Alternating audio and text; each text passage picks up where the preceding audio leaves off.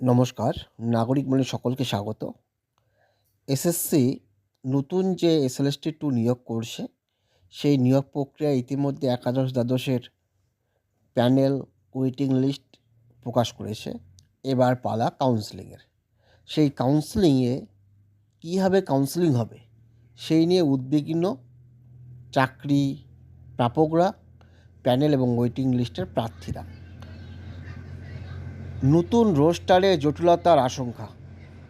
আমরা সকলেই দেখেছি এসএসসি যে প্যানেল প্রকাশ করেছে তাতে কিন্তু মাল্টি র্যাঙ্কিং নেই, শুধুমাত্র প্যানেলে রয়েছে সিঙ্গেল র্যাঙ্কিং এবং ফিমেলদের ক্ষেত্রে রয়েছে মেল ফিমেল এবং ফিমেলের ডাবল র্যাঙ্কিং।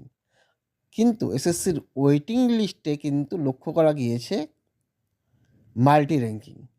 সেই নিয়ে বিশদে বিভিন্নজন বলছে, কিন্তু এবার যে নতুন রোস্টারে যে কাউন্সেলিং হবে তা নিয়ে নাকি জটিলতার আশঙ্কা। প্রথমবারের মতো চলতি স্কুল সার্ভিস কমিশনের নিয়োগে মধ্যশিক্ষা পর্ষদের রোস্টার মেনেই কাউন্সেলিং প্রক্রিয়া করার সিদ্ধান্ত নেওয়া হলো। আর এতেই ভিন্ন মত তৈরি হয়েছে চাকরি প্রার্থীদের মধ্যে। কেউ বলছেন এই পদ্ধতির ফলে পছন্দের স্কুল বাছাই অনেক বেশি সুযোগ বৃদ্ধি পাবে। কেউ আবার বলছেন নতুন প্রক্রিয়া অবলম্বন করতে গেলে ফের নিয়োগের জট বাড়তে পারে। তবে এসএসসি ও পর্ষদের উভয়ের আধিকারিকরাই জানাচ্ছেন স্টেট লেভেল সিলেকশন টেস্টের মাধ্যমে কাউন্সেলিং যে কম্বাইন্ড মেরিট লিস্টের বা সিএমএল এর ভিত্তিতে হবে, তাতে যেহেতু বিদ্যালয় ভিত্তিক কোনো রোস্টার থাকছে না, তাই প্রার্থীরা আগের তুলনায় অনেক বেশি পছন্দের স্কুল বাছাইয়ের সুযোগ পাবেন। অবশ্যই কেন এই ব্যাখ্যা? মূলত আগে যেহেতু ক্যাটাগরি ওয়াইজ ক্যান্ডিডেটদের সামনে স্কুলের চয়েসের বিষয় ছিল। ধরুন সাপোজ কোনো ক্যান্ডিডেট রিজার্ভ ক্যাটাগরির, কিন্তু আনরিজার্ভ ক্যাটাগরিতে সে র্যাঙ্কিং করেছে। ধরুন আনরিজার্ভ ক্যাটাগরির লাস্টে র্যাঙ্কিং করেছে, সে প্রায়শই কিন্তু ওই আনরিজার্ভ ক্যাটাগরির যে পড়ে থাকা সিট তার পছন্দ হয় না।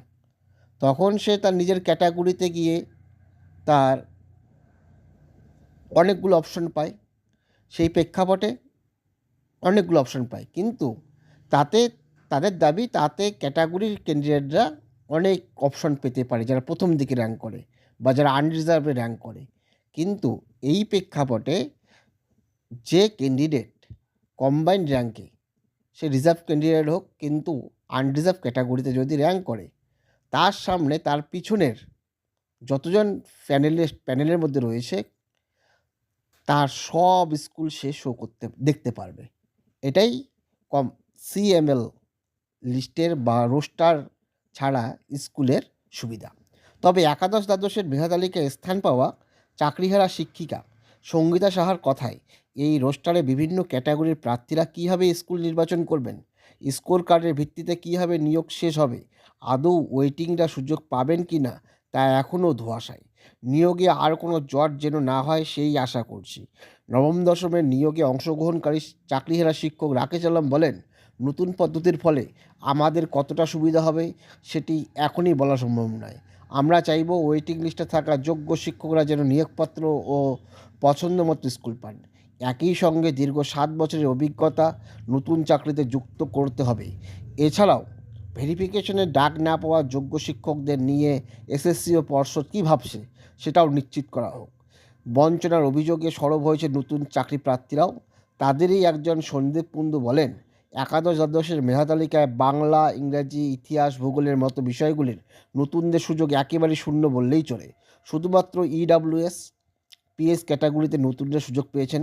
ইতিহাসে 553টি আসনের মধ্যে ইন সার্ভিস শিক্ষক রয়েছেন 493টি আসন পেয়েছেন। পিএস ও ইডাব্লিউএস মিলে 60 জন ফ্রেশার্স সেখানে সুযোগ পেয়েছেন। অর্থাৎ রোস্টারের যে পদ্ধতিতেই হোক, নতুন চাকরি প্রার্থীদের কাউন্সেলিংয়ে ডাক পাওয়ার সম্ভাবনা খুবই কম বলে মনে করছেন তারা। শুধু খুব শীঘ্রই এই বিষয়ে আদালতের দৃষ্টি আকর্ষণ করার সিদ্ধান্ত নিয়েছেন ফ্রেশার্সরা।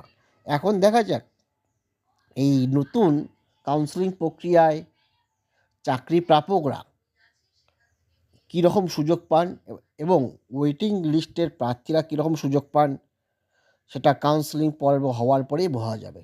ধন্যবাদ।